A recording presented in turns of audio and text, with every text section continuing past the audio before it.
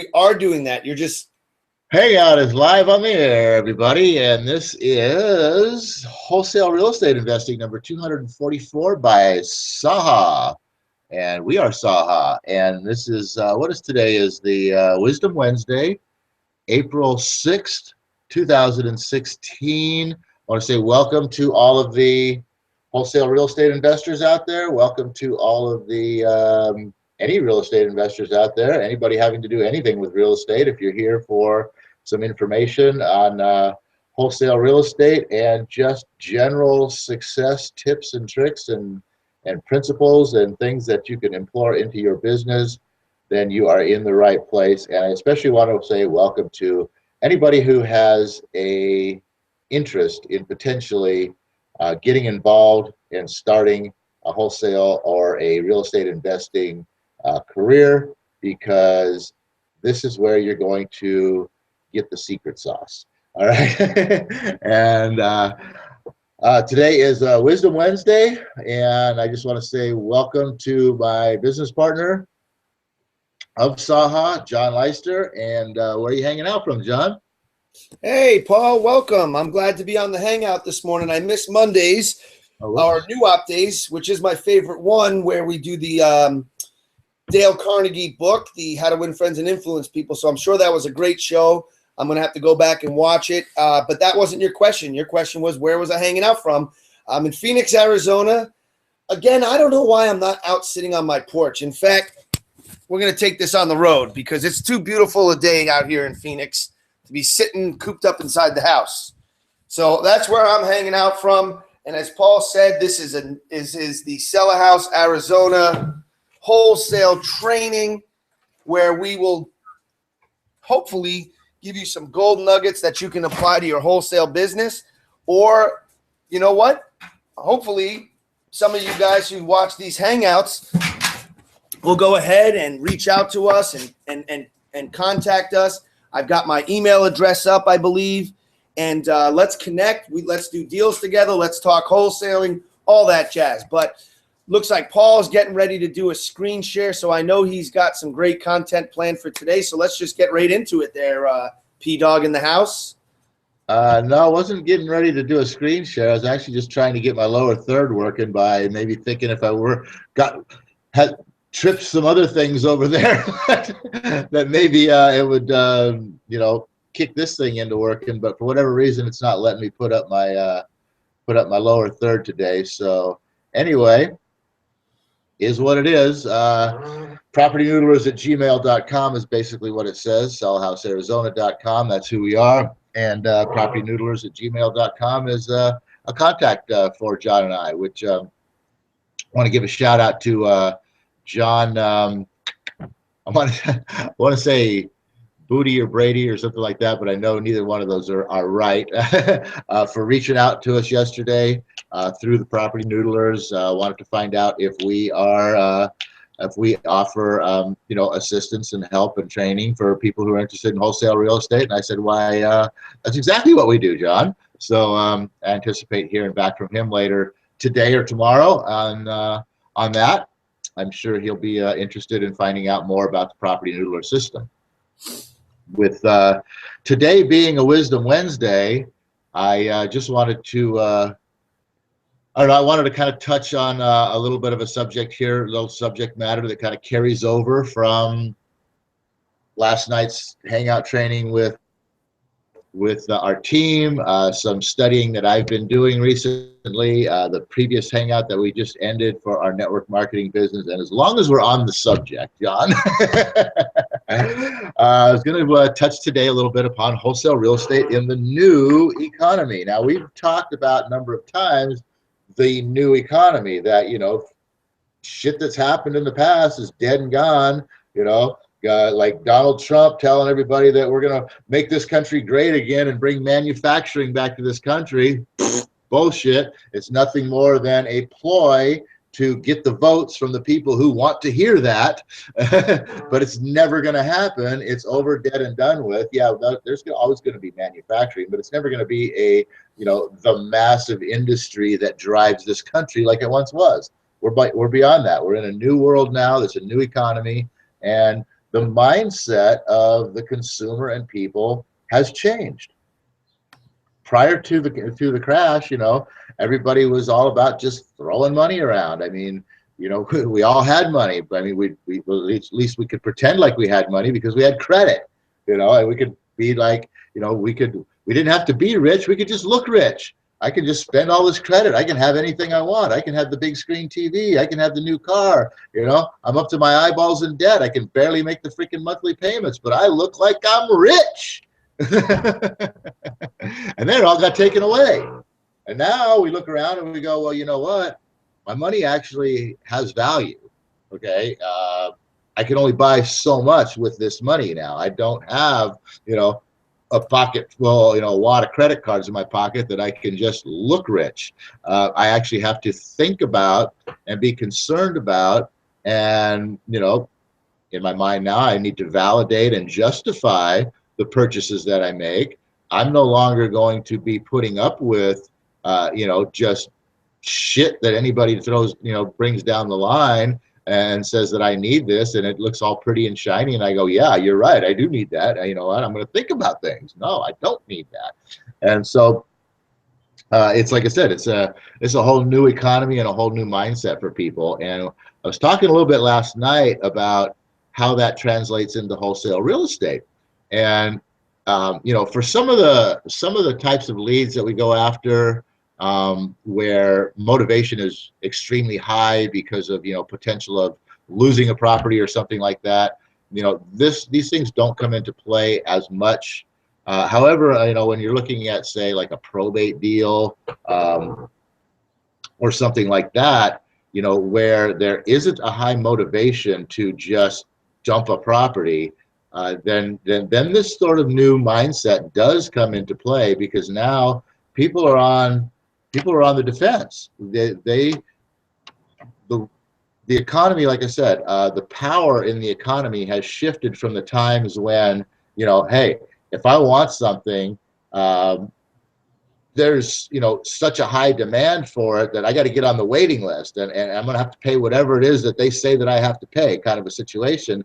To now, it's like, what, if I want something, I have the selection. I can interview. I can compare. I can judge value, and I can make the best decision. And I'm going to. And I'm not going to put up with crap. I'm not going to put up with lousy service. I'm not going to put up with poor quality, and I'm not going to put up with anything that's of lesser value, because my dollar is worth something again to me now. It means something to me. So when it translates into that deal, now these people are kind of thinking along the lines of, I'm the one in control here now. I don't have to sell to this guy just because he's offering me. He's not the only guy that I got. He's not the only game in town, kind of a thing. I've got options. I've got choices. And if I don't like this guy, to hell with them. So I mean, there's your first thing right there. You need to really focus on making a connection with people, so that they, you can win them over to your way of thinking by getting them to like you and to feel like they know you and that they can trust you. And that's where, what we talked about on Monday, New Op Day, obviously, with the How to Win Friends and Influence People book. And that's really where, we go with all of that, is for these types of situations, and being able to be the kind of person who can deliver information to these people in a way that's going to get their thinking to shift a little bit, right from the fact, and I'll let you kind of take over on this, John, is right from the fact of when you make that low offer and they're like, oh, wow, that's pretty low. I don't think I can do that, and you go right into, well, I'm obviously starting from worst case scenario. I haven't seen the house. What are you thinking? And then I'll let you kind of take it from there, John, as far as, how the kind of process goes to get them to kind of win them back over into, not just saying, oh, that's a low ball offer, get the F out of here, kind of a situation. Well, it's all that person and all how you present that offer. And before I present any offers to any sellers, I want to take it back a few steps here, because I like to initially I have a kind of a 4-step process when I make a cold call, or I take a call from a seller, or I'm knocking on someone's door. And I have basically a 4-step process. Number one is I'm there to introduce myself, break the ice, and start building a little bit of rapport. So step one is just breaking the ice, make the introduction, build some quick rapport.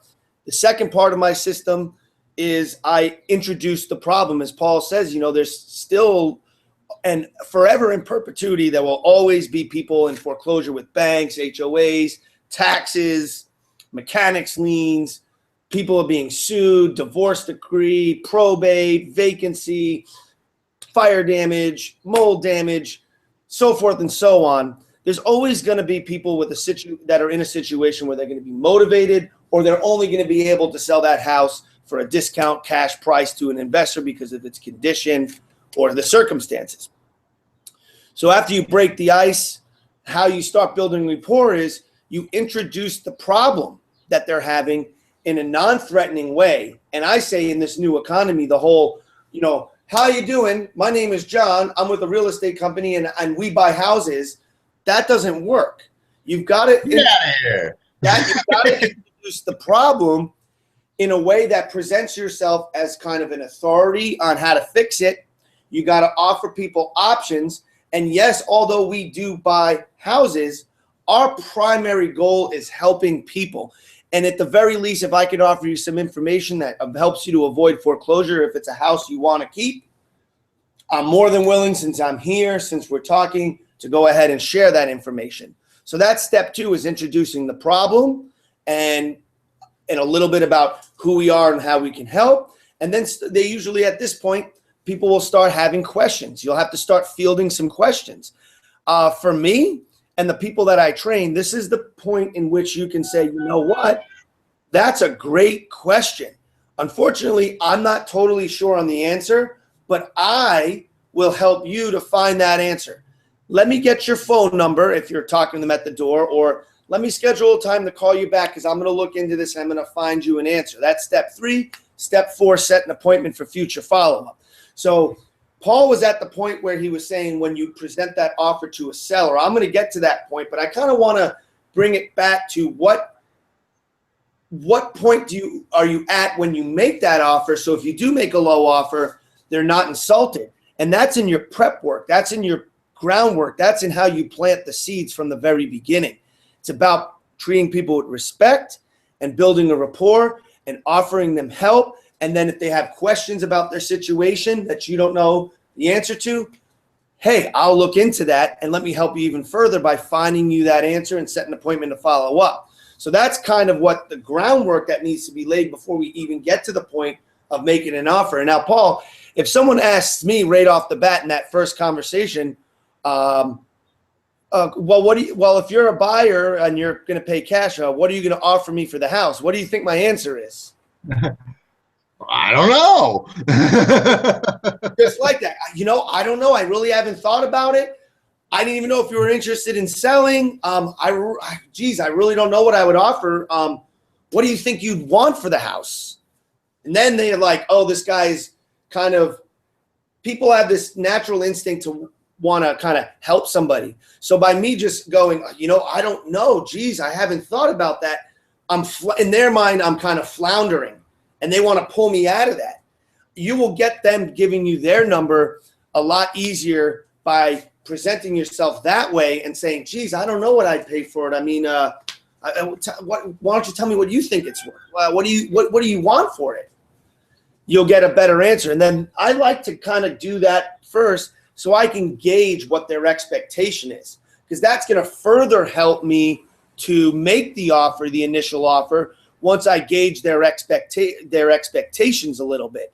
So that's my strategy for gauging expectations. Now let's skip a few steps here. We built the rapport. We've done our homework. We know what we're going to have to offer. So let's just say I'm offering on a $100,000 home, and I'm going to go in, I'm going to offer that person $35,000. Let's say I haven't seen the house yet. I've only had a conversation with this person on the phone, or I've only had a face-to-face at their current residence, and we're talking about a property on the other side of town that's vacant that I haven't seen yet. I would present like a low offer like that. I say, I ran the numbers, and based on a worst case scenario, since I haven't seen this property, in order for this to work, I would need to get a property like this around $35,000, and then pause and wait for their reaction. If you build the rapport right and you present that low offer in the manner of like, I'm assuming, and go right into it with, I'm assuming worst case scenario. So if this house needs everything from a floor to a roof and everything in between, this is what I'm going to pay you. And I always do start by making the low offer based on a worst case scenario if I haven't seen the house. Because it doesn't occur to people that their house might not be in the worst case scenario. And how many deals have we gotten, Paul, when we walk in the front door and we're like, holy shit, we just got this place for $35,000 or something along those lines. Right. Also, when you present the offer in that way and you have that rapport, the seller doesn't get insulted by it. Because then and if they do, you can simply say, well, you know, I hope you understand where I'm coming from. I haven't seen the property yet. So why don't we schedule an appointment? Let's go meet and let's go see the property together. And then we can make a determination. And if it isn't as bad as in condition as I'm thinking, I could certainly offer you more money. But I have to see the property to do that. So can I go see it if they're out of town? Or let's set an appointment to go look at the property together. Because another thing I like to do is if we can get in that property with them and they can actually see the reality of the situation, that motivates them. And if it's and Paul and I have also bought properties where we've never met with the people at the property. They might live in town, but we still land the deal because I'll use visual aids like pictures and get them to see the reality on the condition of that property. And then, of course, if my number's just not, let's say my maximum allowable offer is 35 and they're just not willing to accept it, we can go into try to give them more money by creating creative terms through them doing a finance or a carryback or a lease option for us on the property. That's another strategy if our low cash offer doesn't get them to bite. Sometimes we get them to bite with that. But at the end of the day, if you present yourself and build a rapport, people aren't going to treat you poorly when you make a low offer. And I just want to, there's one gal in particular on our team that has landed 2 deals recently that one of these 2 deals is going to be the largest deal that we've ever done. And in our training, in our mentoring, in our coaching with her to prep her to make these offers, she's like, you know, these seem a little low. How do I justify these offers? And I went through it step by step, how to present the offer from A to B, talk about the repair work that's needed, talk about what our strategy is, what this is going to do for them, how this is going to work for both of us to create win-win and make that low offer. And it might not even occur to them that it's a low offer. And at the end of the day, she followed the advice. She followed the system that I quickly laid out here. And she landed 2 deals, which one of which is going to be the largest deal we've ever done wholesale-wise. $67,000 profit on a property that we've never taken ownership of. That's amazing for a wholesale deal. The other one that I'm referring to that we haven't found a buyer yet, but we've got contracted, it's a $285,000 house that needs about $30K in repairs that she was able to contract for it needs about $50K in repairs. I take that back. I forgot it's 3,000 square feet. She was able to get that deal following this simple system for $135,000. We're going to probably turn around and sell that thing for $185 to $195, make somewhere between $50 and $60. Second largest deal we ever did. That's about how you present. And that's why you guys really should come and join us on the Monday or the new update hangouts, How to Win Friends and Influence People, because it's that book right there that's given us the idea or the know-how to create a system that's based on treating people a certain way in order to achieve a result from that person. That is the ticket right there. It's all about how you present it. It's all about how your presentation makes the other person feel. And like I said before, I don't know if it was on this one earlier just a minute ago, but your objective number 1 is not to get into the whole deal thing, your objective number one is to try to make people feel like they like you. Number one, first thing, how to get people to like you. If you've got them, if you can get them to like you, now some people, some people you can't get to like you. That's just the bottom line. They're not gonna like you, and that's where the power of a team comes in. Because maybe we can send a whole different personality out there, and maybe they'll like that person. But anyway, excuse me. But yeah, getting people to like you. Once somebody likes you, guess what? That automatically instills within them a feeling that they know you and that they can trust you. It might be a little bit small. You might have to build it a little bit, but it automatically, just the fact that they feel like they like you, they can feel like they know you, and that they can trust you. And the more you can get them to talk, the more they feel like they know you, the more they feel like they can trust you as well too. I like what John said was in there about setting the stage and making the offer and starting out with, I'm assuming the worst case scenario. That really does two things for the properly prepared seller. Is that number one, it validates the low number that you're putting out there, so that John said it's not going to be a slap in the face to them. They have in their mind, you've framed out the fact that this is the worst offer that I'm going to be able to give you. That they know that from there it's got no place to go but up. Okay, so it frames that out in the fact that okay, well, this is worst case scenario. This is why it's a low offer, and then finishing that off with if I find that it's not what I'm thinking, I could certainly pay you more. And putting that thought into their mind right there, I can certainly pay you more. Hey, they're going to like that right out of the gate. But the second thing that does is not only does it validate the low number, but it automatically sets the stage for discussing the condition of that property and or setting an appointment, preferably setting an appointment to go actually physically see the condition of the property. And even if they're not going to be going out there with you, which preferably that's what you'd like to have, because then once you get them out there to see the condition of the property, then you can start pointing out, the parts that aren't good and the expenses and everything that it's going to take there in order to start bringing them down over towards your way of thinking on these on this lower price offer. And obviously, hey, if it's not worst case scenario, you might have to first of all, be the one who opens that up and bridge that gap by, hey, you know what, this is not worst case scenario. We're definitely going to be able to, bring that offer up somewhat. But we do, but we are going to be looking at the fact that we've got this and we've got this and we've got this and we've got this, and all these expenses right here, what do you think all this is going to cost to fix, kind of a thing, and get them to throw out a number on repair costs, and boom, you can automatically slash that right off the top of what they told you they might be interested in selling it for. They said, I think I'd like to get 70 for it. Okay, well, you can see that it's, there's $30,000 worth of work here. So boom, we're down to 40. I started at 35. Hey, we're in the ballpark now. We're working together here, right? Absolutely.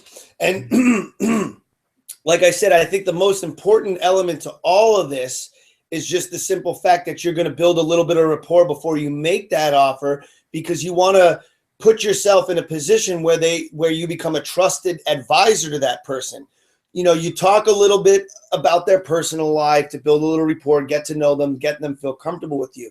But then when it comes down to the actual real estate part of the transaction, you kind of want to use the wow factor. You want to kind of wow them a little bit with your knowledge and expertise of the market. Whether you have the knowledge or the expertise of the market, I understand a lot of people come on our team, they really don't know those things. But that's where if you're on Paul and I's team, you bring Paul or I in to that meeting with the potential seller to kind of show them who we are and what we know. Because once we gain their trust and we build that rapport, then we need them to see us as a trusted advisor and look to us for advice on, okay, I've got this situation. You guys know the real estate market. You guys know investing and what works and what doesn't work. Now we have to show them what's in it for them and advise them on how they can move forward to get rid of this unwanted a lot of cases, it's not always an unwanted property. It's just they have to sell by necessity. And it's positioning yourself to be, and I think this is key, the word trusted advisor, that you're in a position where they trust you and they're looking to you for advice, and you can guide them and make them feel good about selling you the house. Yep, that's what it is. It's all about positioning yourself, positioning the offer, positioning your seller. You gotta get them in the right light first of all by building that rapport and whatnot. It's all about positioning and and putting it all together in a way that is pleasing to them, because as I said, this whole concept of this new economy and this new way of thinking is that people know that the power of making decisions has now shifted back into their court. They have the power to make the decisions now, whereas before, like I said, prior to the crash, it was just like, oh my God, I got to do this because it might be gone tomorrow. And during the crash, in fact, even as things right after that happened, when it comes to selling these houses, that same mentality was there as well too, because there wasn't a lot of people who were buying. So if anybody was to make any kind of offer whatsoever, that whole same kind of a thought process, oh my God, I better jump on this because there might not be any other way for me to do anything with this, and boom, sell. But now we've had a shift here, and now, like I said, the power is now back in the hands of the seller. And they're, and now they're thinking, okay, well, this guy wants to buy the property, great, but I don't have to sell it to him. I could sell it to somebody else if I want to. I could hold on to it if I want to. I have options that I can do with this property now, and I don't have to make a snap decision and just say, oh my God, this might not, this might not be available tomorrow. I better jump on it today. That mindset's gone. You're not going to run into those people, like I said, unless they're absolutely in a situation where a house is going to be lost to a foreclosure or something like that. Then you have that high motivation where people are going to be, more apt to be, willing to just go, oh my God, this might not be here tomorrow. I might not have another chance. I got to jump on this right now. That's where you're still going to find those kinds of people. But other than that, everybody else that you might be looking to sell to, the landlord, the FSBO, the probate, the job transfer, all those things that fall under the category of motivated sellers in the wholesale training manuals, there's not motivation there anymore. So you need to be on your game in a whole new way in order to get into the mind of that person more so than into the pocketbook.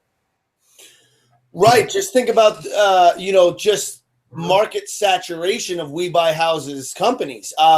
I own a real estate business. I get letters all the time. Every property that Paul and I own, within a month of closing on it, I'm getting letters and postcards of people who are interested in buying the property from me, especially if it's a property I bought that was vacant at the time I bought it. But, people know, so I know I'm not unique in the respects that I'm receiving all these letters.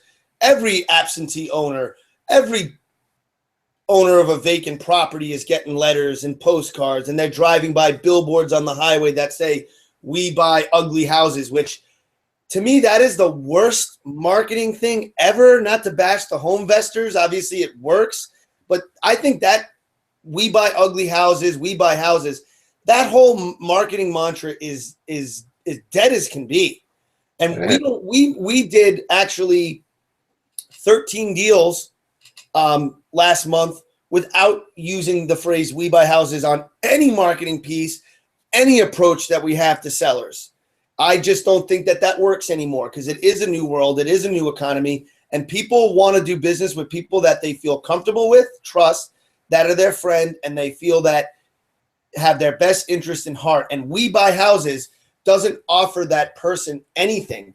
We do this. Well, I don't care because I have a problem that needs fixing. That's exactly it. That's exactly it. Nobody gives a crap about what you do. Okay. You buy houses. Good for freaking you. See ya.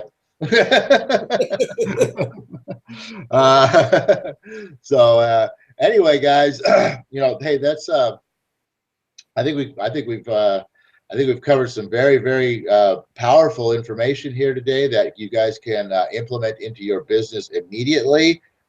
Some obvious locations that we talked about with how to win friends and influence people, Dan Kennedy, just a lot of places where you can get new information on the whole, new economy, the new way of thinking, and if you want to really get successful in your wholesale real estate, it's way more about the person than it is the property, and you need to get that understanding under your belt and realize that your whole level of success is going to rely and fall back upon your ability to communicate with those sellers. And basically, for lack of a better term, I keep using the direct phrase right out of Dale Carnegie's How to Win Friends and Influence People, part 3, which is how to win people over to your way of thinking. I mean, that's so powerful in today's world. Yes, absolutely. I really don't know what else to say. I think we've said it all for today. I'm going to go ahead and just throw in my final thought here is what Paul just kind of ended with right there is very important. It's not about the property. No part of wholesale real estate is about real estate really at all. When you're dealing with a seller that's in a poor financial situation, or the job transfer, or the divorce, or the probate, it's more about them than it is about the property. They have to sell the property, but you want to build rapport. You want to get that property at a discount. Get to know them. Get to know the issue. Get to know what's at the heart of their reasoning behind having to sell this property. Try to get your offer as close to what works for them as you can. It always has to work for you. It's a deal or it's not a deal. You have your maximum allowable offer, and if that doesn't work, you walk away. No harm, no foul. You don't get every deal. If you get every deal you make an offer on, you're offering too much money. That's my theory on that. But the truth is, it's about people. It's a people business. It's really about people, and building rapport. And I think that that's really what this hangout was about, is just understanding that we're doing business with people, and it's about the relationship, not about the real estate. And so that's my final thoughts. So why don't you go ahead, Paul, if you got something to throw in, and close us out. Oh, Universe, I have asking you to, Universe, it's not for more riches, but for more wisdom, with which to make better use of the riches given to me at birth, consisting of the power to control and direct my own mind to whatever end I might desire. Wholesale real estate success in the new economy is all about, understanding that you as the provider no longer hold the power.